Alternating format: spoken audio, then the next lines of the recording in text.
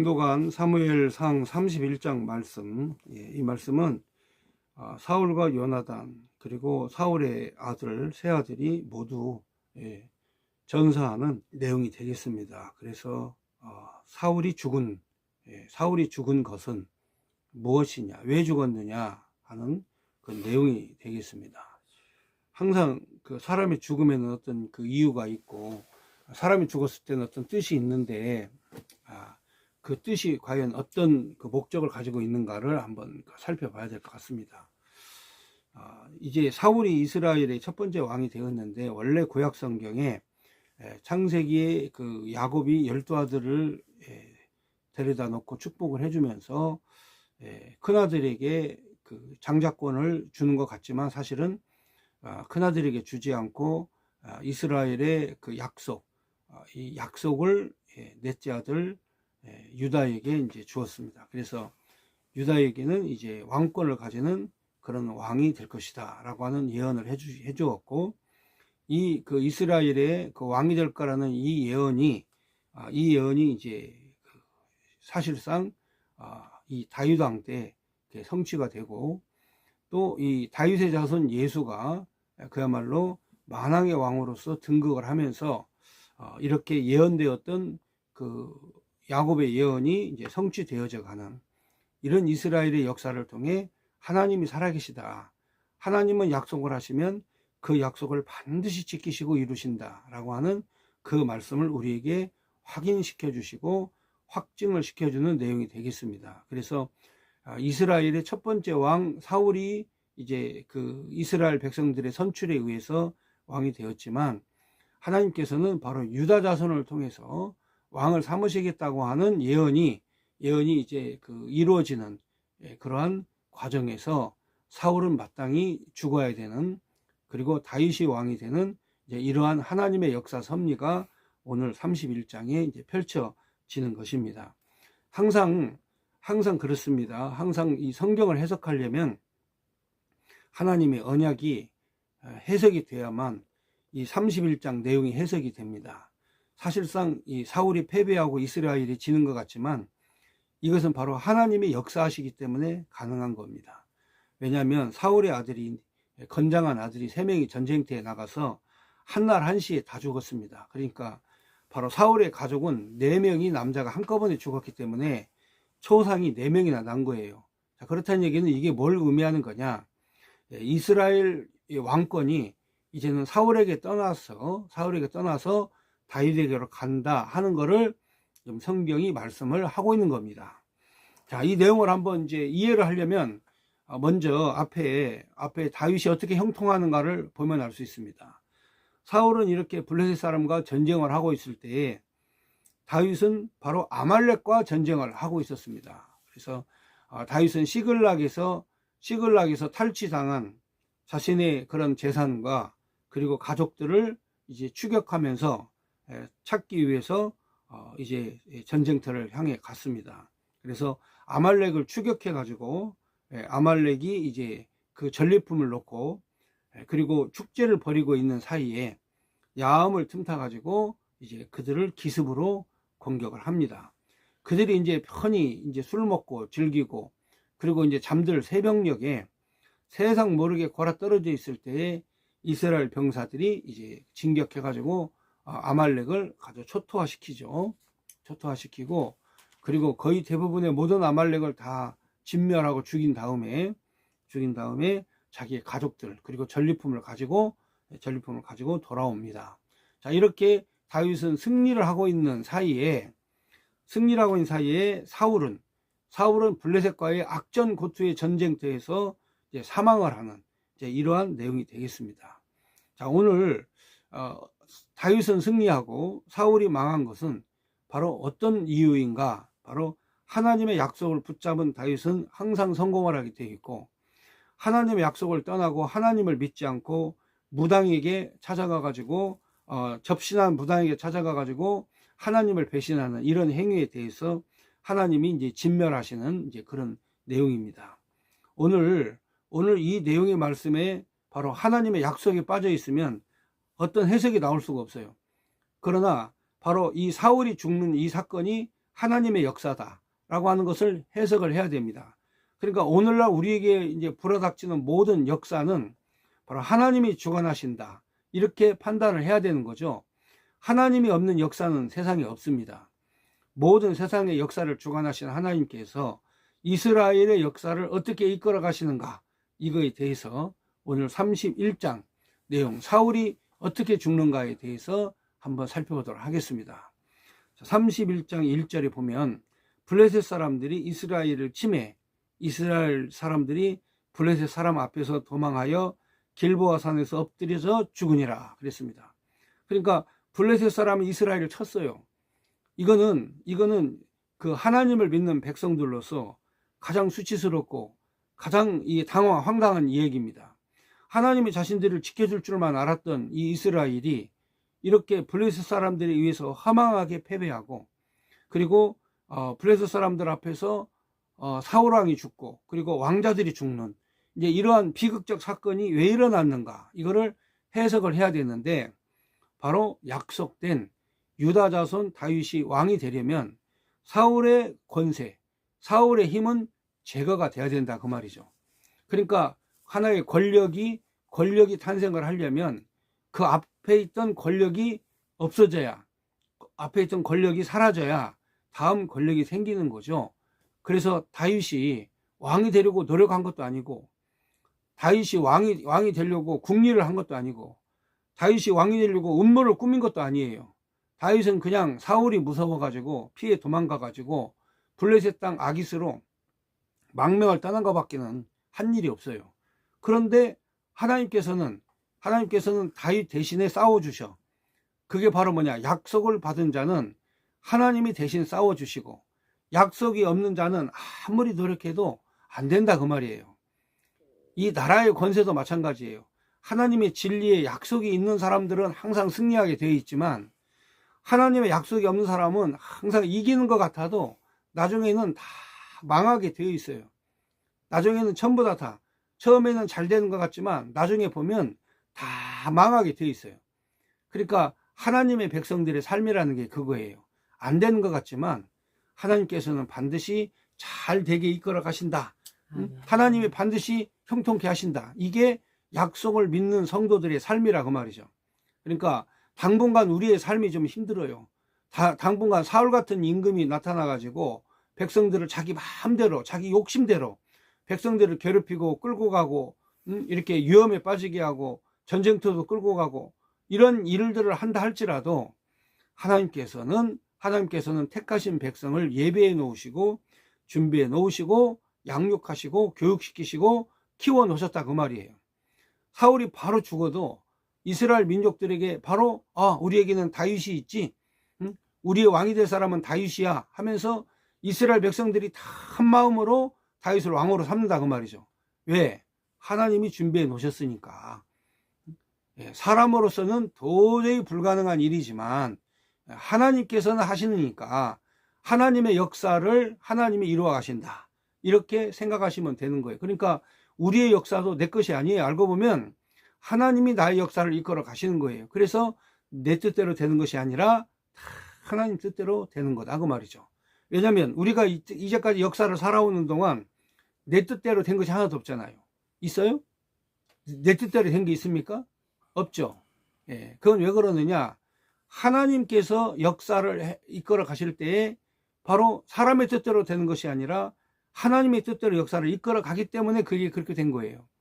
그러니까 다윗은 아말렉과 싸우면서 막 승리를 하고 전리품을 취하고, 그리고 그 얻은 전리품을 가지고 다윗이 혼자 갖지 않고, 그리고 그 200명 뒤쳐져 있는 그 시냇가에 있는 사람들에게도 나눠주고, 그리고 또 시글락으로 와가지고는 자기 형제들, 유다에 사는 자기 형제들에게도 바로 아말렉의 전리품들을 다 함께 나눠주면서 바로 다윗이 도망다니는 도망자인 줄만 알았더니 이렇게 승리를 하는, 이렇게 이기는, 그리고 전쟁에서 싸워서 아말렉이라는 그런 강력한 적을 물리치는 이런 훌륭한 그런 장군이다, 훌륭한 지도자다 하는 거를 자기 유다 자손들에게 각인을 시켜준 거죠.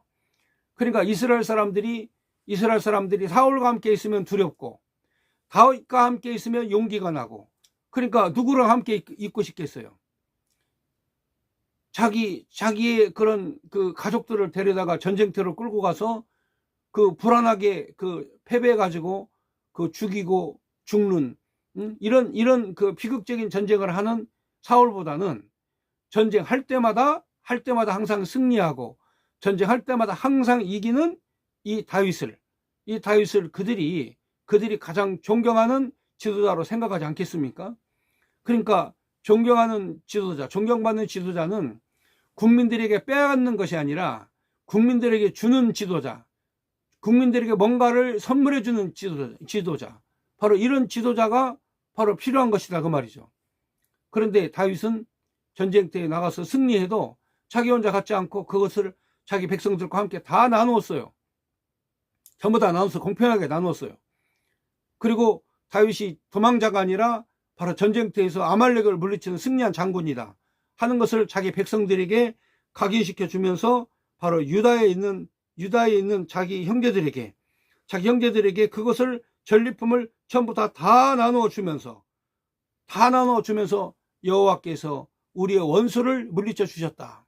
그러니까 다윗은 전쟁을 하면서도 승리를 해서 그 승리의 기쁨을 자기 형제들에게, 유다의 장로들에게 사무엘상 30장 26절에 있는 말씀처럼 다윗이 시글락에 이르러 전리품을 그의 친구 유다 장로들에게 보내어 이르되 보라 여호와의 원수에게서 탈취한 것을 너희에게 선사하노라. 이렇게 또 그 베델에 있는 자, 남방 라못에 있는 자, 그 다음에 이달에 있는 자들, 야르웰에 있는 자, 신못에 있는 자, 그 다음에 에스드모아에 있는 자, 모든 성읍에 있는 자들에게 이와 같이 다윗의 승전 소식을 전하면서 전리품을 함께 다 나누는 거죠. 그러니까 다윗은 한쪽에서 승리하고 있는데, 이기고 있는데, 그리고 다윗은 성공적 지도자로서 자기 백성들에게 나누어 주는데, 실패한 지도자는 백성의 것을 빼앗는 거죠. 빼앗아 갔죠. 왜냐하면 자기 권력 유지를 위해서. 그러니까 백성들이 희생시키면서 자기의 권력 유지를 위해서 그렇게 사울은 전쟁터에 끌고 갔어도 결국 이기지를 못하는 거죠. 그러니까 성공적 지도자와 실패하는 지도자, 성공적인 삶과 실패하는 삶의 차이는 어떤 것이냐? 다윗과 같이 항상 하나님의 이름으로 하나님이 정하신 시간에, 하나님이 정하신 장소에, 하나님이 정하신 방법으로 바로 이기게 하시는 거죠. 그런데 욕망에 이끌려서, 자기 욕심에 이끌려서 바로 백성들의 것을 빼앗는 사울은 항상 가는 곳마다 실패하게 되어 있죠. 그러니까 백성들이 누구를 따르겠어요? 자, 사울을 따르겠습니까? 다윗을 따르겠습니까?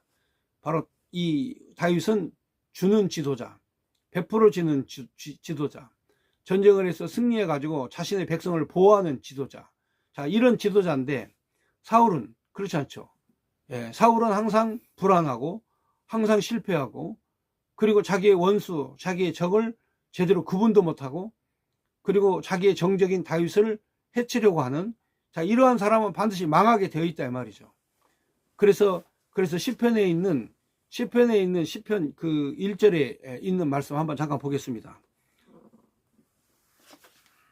시편 1장 1절에 보면은 복 있는 사람은 악인의 꾀를 따르지 아니하며 죄인의 길에 서지 아니하며 오만한 자의 자리에 앉지 아니하고 오직 여호와의 율법을 즐거워하여 그 율법을 주야로 묵상하는도다. 그는 시냇가에 심기운 나무가 철을 따라 열매를 맺으며 그 잎사귀가 마르지 아니함과 같으니 그가 하는 모든 일이 다 형통하리로다. 악인들은 그렇지 아니하며 오직 바람에 나는 겨와 같도다. 그러므로 악인들은 심판을 견디지 못하며 죄인들이 의인의 모임에 들지 못하리로다. 무릇 의인들은 의인의 길은 여호와께서 인정하시나 악인의 길을 망하리로다. 이게 시편 제1권 1장 1절부터 6절에 있는 말씀이 바로 이스라엘 민족들이 항상 매일 이 말씀을 암송을 하는 거예요. 그래서 이 말씀을 이마에다도 새기고 소매에다도 붙이고 그 다음에 천장에다도 붙이고 벽에다도 붙이고 항상 이 말씀을 보면서 살아요. 왜 그러느냐?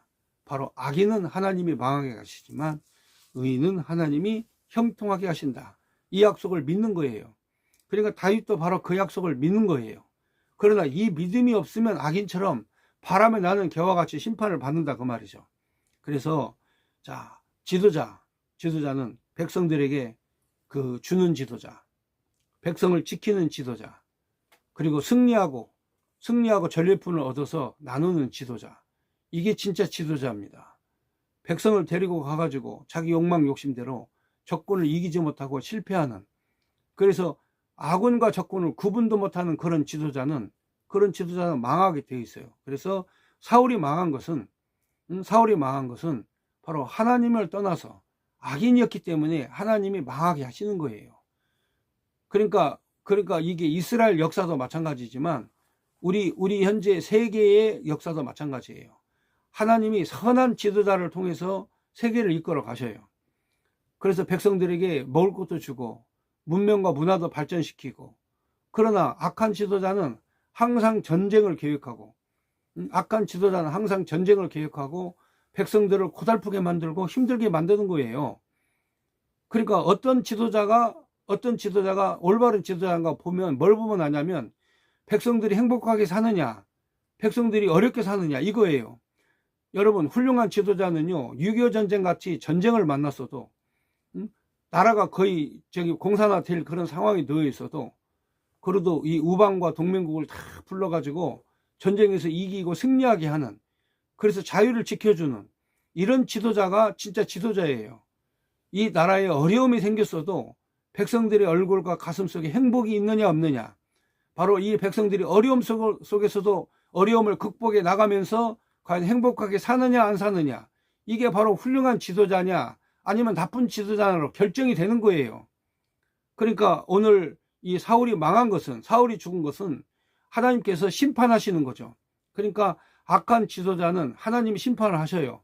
그래야만 선한 다윗이 왕이 되기 때문에 악한 자를 하나님이 심판하신다. 이게 오늘 31장의 내용의 말씀입니다. 자, 31장 2절에 보면 블레셋 사람들이 사울과 그의 아들들을 추격하여 사울의 아들 요나단과 아비나답과 말기수아를 죽이니라. 그러니까 사울의 세 아들이 한꺼번에 죽죠. 요나단, 아비나답, 말기수아가 죽은 거예요. 그리고 또 사울도 패전을 하면서 중상을 입었습니다. 3절에 보면 사울이 패전하여 활 쏘는 자가 따라잡으니 사울이 그 활 쏘는 자에게 중상을 입은지라. 이제 화살이 꽂힌 거죠. 이제 화살이 이제 그 가슴을 간통해서 꽂혀가지고 이제 살지를 못하죠. 그러니까 4절에 그가 무기 든 자에게 이르되 내 칼을 빼어 그곳으로 나를 찌르라. 할례 받지 않은 자들이 와서 나를 찌르고 모욕할까 두려워하노라. 하나 무기를 든 자가 심히 두려워하여 감히 행하지 아니하는지라. 이 사울이 자기의 칼을 뽑아서 그 위에 엎드려졌다 그랬어요. 그러니까 중상을 입어서 도저히 도망가지도 못하고 살 길이 없으니까 이제는 그 함께하는 칼을 든 자에게 나를 좀 죽여달라, 고통스럽다. 그러니까 두려워서 어떻게 하지를 못하니까 자기가 칼을 빼고 땅에다 꽂고 그 다음에 그 배를 자기 배에 넣어놓고 그냥 자기가 스스로 자결을 했습니다. 자, 이렇게 사울이 이제 자기 칼로 자기가 스스로 죽는 그런 최후를 맞이했습니다. 그러나 이제 다윗은 아말렉을 추격하고 아말렉과의 전쟁에서 승리를 하는, 자, 이런 게 아주 대조적이죠. 아주 대조적입니다. 그래서 바로 시편 1편에 있는 내용 말씀처럼 복 있는 사람은 형통하지만 악인은 그렇지 않으며 바람에 나는 겨와 같이 망한다 그랬습니다. 그러니까 나라가 어려워도, 나라가 힘들어도 하나님께서 바로 택하신 그 지도자를 통해서 선한 왕을 만나면 백성들이 살아요. 다윗은 아말렉에게 가족과 재산과 자기 자녀들을 다 뺏겼어도 다윗은 끝까지 추격해가지고 가족을 지켜요. 그리고 재산을 지켜줘. 그리고 돌아와서 아말렉에게 빼앗겼던 전리품도 다 함께 형제들에게 나눠요. 그러니까 진정한 지도자는 가족도 지키고 국가도 지키고 백성도 지키는, 자, 이런 지도자지만, 그러나 사울은 사울은 악인이에요. 하나님의 명령을 거역하고 하나님의 사람을 죽이려고 했고 하나님의 약속을 떠난 자예요. 그래서 하나님께서 철저하게 사울의 집을 심판하는 이제 그런 내용이죠. 자, 그래서 결국은 이제 사울이 이제 죽고 그의 자녀들도 죽고 아주 집안이 초토화가 된 거죠. 집안이 아주 초토화가 됐는데 7절에 보면은 골짜기 저쪽 반대쪽에 있는 그런 이스라엘 사람, 그 다음에 그 요단 건너쪽에 있는 이스라엘 백성들이 사울이 죽자 전쟁할 의지가 없어서 다 폐잔병처럼 뿔뿔이 흩어져 가지고 다 도망을 가요. 도망을 가니까 이제 블레셋 사람들이 이제 거기에서 시신을 수습을 하는데 거기 보니까 사울과 세 아들이 거기서 죽어 있었어요. 그래서 적장에 머리를 베고 목을 베고 사울은 이제 목이 잘렸죠. 죽은 뒤에 또 목이 잘려서 부관 참시가 된 거죠. 목이 또 잘리고 그의 그 머리는 창에 꽂혀 가지고 블레셋으로 가져가고 그 다음에 목이 잘린 시신은 성벽에 걸고 자, 이렇게 이제 처참한 최후를 당했죠. 이때 11절에 그래도 이스라엘의 초대 왕의 시신이 훼손됐다는 말을 듣고 길르앗 야베스 사람, 이 길르앗 야베스 사람들은 진짜 의리가 있는 사람이에요. 이 길르앗 야베스 사람들은 이 블레셋 사람들이 사울의 목을 자르고 그의 시신을 성벽에 걸었다는 말을 듣고 밤새 밤 야음을 틈타서 밤새 가가지고 그 시신을 거두어서 그 시신을 수습해가지고 그 시신을 그 벳산 성벽에서 내리고 야베스로 와서 거기에서 화장을 하고 장사를 지내고 거기에서 또 장례식을 치르고 금식을 했어요.